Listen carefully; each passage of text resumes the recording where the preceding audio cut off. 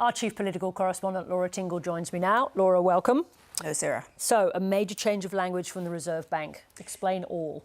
Well, it's a dovish pivot is the phrase du jour, Sarah, from the financial markets. It is a substantial change in language. I think the bottom line is the markets are now pricing in an almost certain double interest rate cut in April and May next year, but some people are talking about the possibility of it happening as early as February. Now, I think it's very interesting to just see not just the language, but the tone of what the Governor was saying today. She's talking about the weakness of of growth. She's talking about sort of signs of wages are also sort of not as bad as they were. She still says the labour market remains tight, but even on that, she was sort of saying there are signs of weakness. Now, this is, has come at a time when there's been a real change in the market sentiment and amongst economists about the outlook for interest rates. And I think it sort of shows the bank wants to send some signals out there that that it's cognizant of that.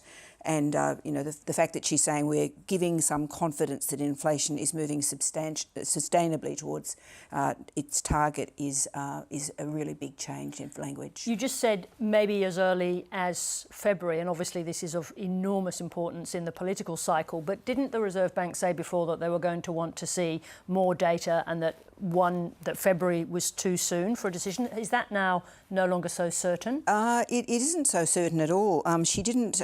She said at one stage during her press conference today, "I honestly don't know if we're going to be cutting in February."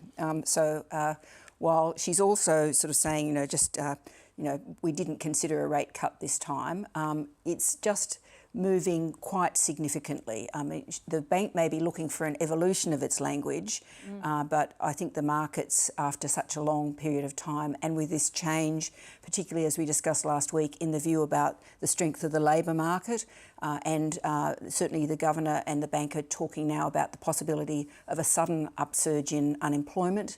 I think it's a really different take on where the economy is going. All eyes on February then. So let's move to politics today, because obviously the politics around the attack on the synagogue in Melbourne last Friday are still running very hot in Australia. Now, last night we had the anti-Semitism envoy on the programme, Gillian Siegel, who told us that that everyone should really dial down the politics, but that isn't what happened today.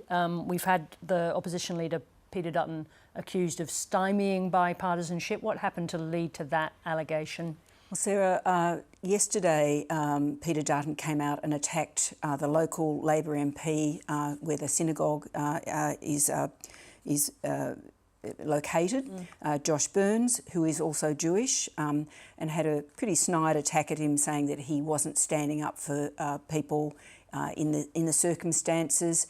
Josh Burns lost his voice at the time of just in the wake of the synagogue attack, and Peter Dutton had a crack at him about that. Let's have a look at what Josh Burns what Peter Dutton said yesterday, and how Josh Burns responded this morning. Well, Josh is a nice guy, but Josh lost his voice long before the weekend. Josh hasn't stood up to a weak Prime Minister, and the job for a Labor MP is to stand up to a Prime Minister who has put political interests of the Labor Party ahead of our national security interests. I was really grateful to James because he agreed to read out a statement.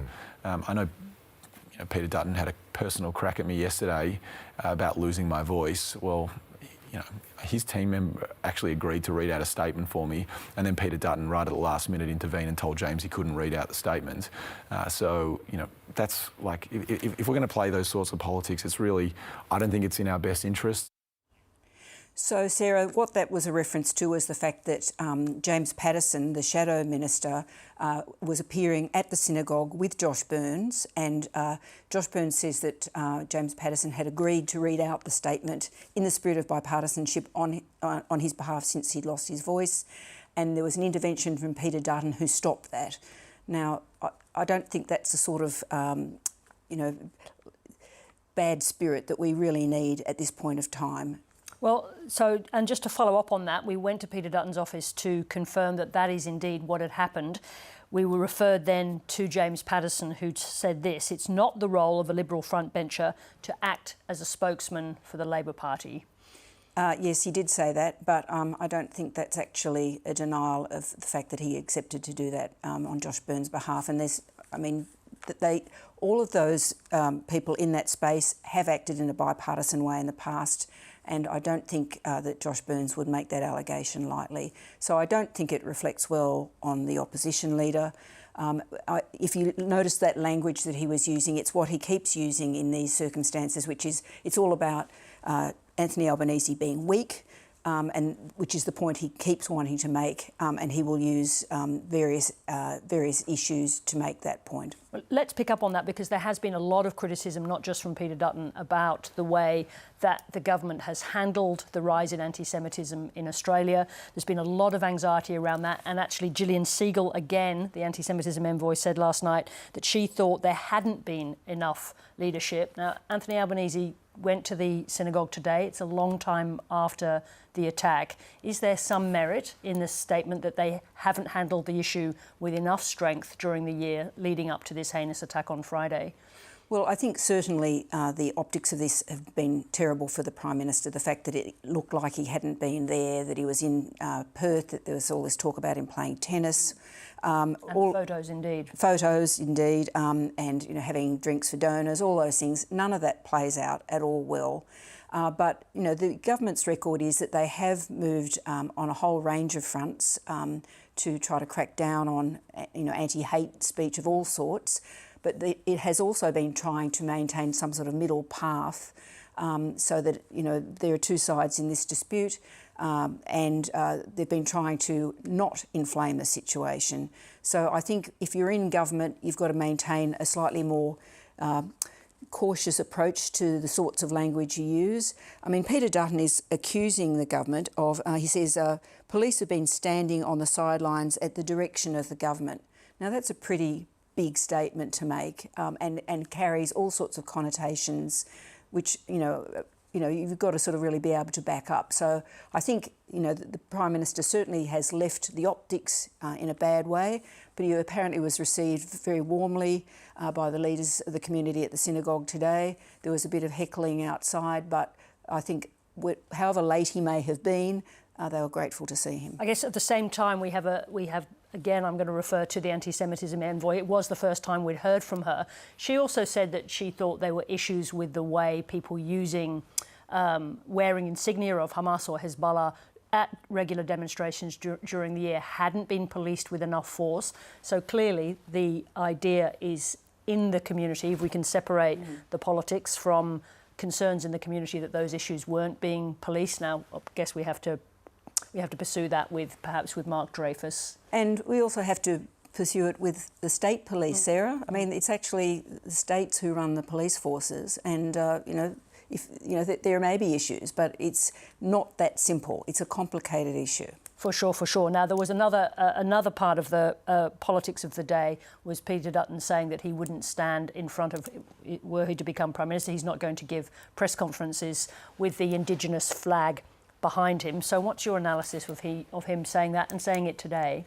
Well, he actually said it sort of late last night. I think the point about that is that would appeal to a lot of people, amongst his supporters. But there's this strange politics that Peter Dutton uses where he's saying, I don't want to stand in front of an Indigenous flag because it's divisive, and we need to bring the country together. But by doing that, he knows that it's going to inflame the emotions amongst Indigenous people, and you've already seen comments from the Minister for Indigenous Affairs today, Malarndirri McCarthy, saying it means he's not fit to be Prime Minister.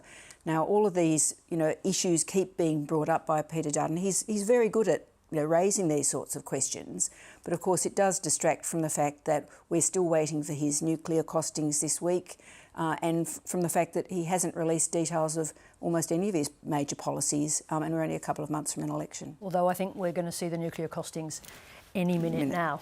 Thank you very much indeed, Laura. Thanks, Sarah.